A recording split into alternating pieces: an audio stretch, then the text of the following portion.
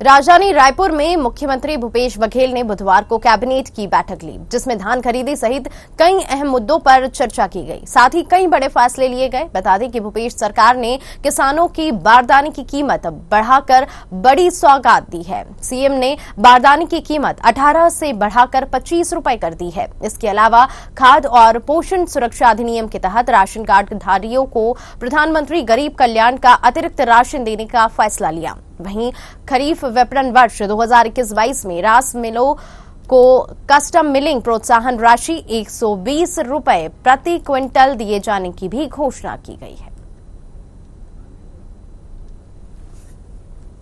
आपको बता दें, राजधानी रायपुर में आज भूपेश कैबिनेट की एक अहम बैठक हुई, जिसमें कई प्रस्तावों को हरी झंडी दी गई है, जिसमें खास तौर पर बारदाने की कीमत बढ़ाई गई है। आपको बता दें, लंबे समय से छत्तीसगढ़ के किसान बारदाने की समस्या से जूझ रहे थे। वहीं कई बार केंद्र सरकार पर मदद न मिलने के आरोप भी कांग्रेस सरकार द्वारा यहां पर लगाए गए थे। वहीं अब बता दें,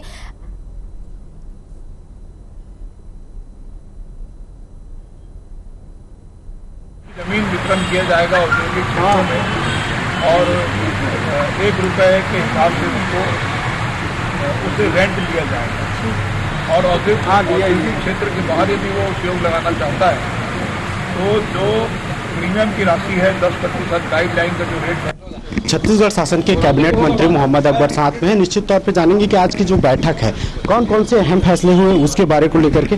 मंत्री जी, आज कैबिनेट की बैठक थी, कौन कौन से अहम फैसले लिए? देखो, सारे फैसले के बारे में तो मैं जानकारी दे चुका हूं। उसमें मेन अपन ये कह सकते हैं कि जो बारदाना 18 रुपए से बढ़ाकर जो किसानों को पैसा देना है वो 25 रुपए हो गया है। और अंतर की राशि जो मिलना है किसानों को राजीव गांधी किसान न्याय योजना के अंतर्गत वो तो मिलेगा। विशेष करके सरगुजा, बस्तर और कोरबा जिला, इन जिलों में जो स्वामी आत्मानंद जी के नाम से जो स्कूल है अंग्रेजी माध्यम, तो वहाँ पे स्टाफ की जो भर्ती करना है वो अंग्रेजी माध्यम वाला चाहिए। लेकिन 5 बार 6 बार विज्ञापन के बाद भी वो मिल नहीं पा रहे हैं। तो अब वो क्योंकि ये 5वीं अनुसूची वाले मामले में कि उसी जिले के लोग आवेदन कर सकते हैं तो उसको छूट दिया गया है।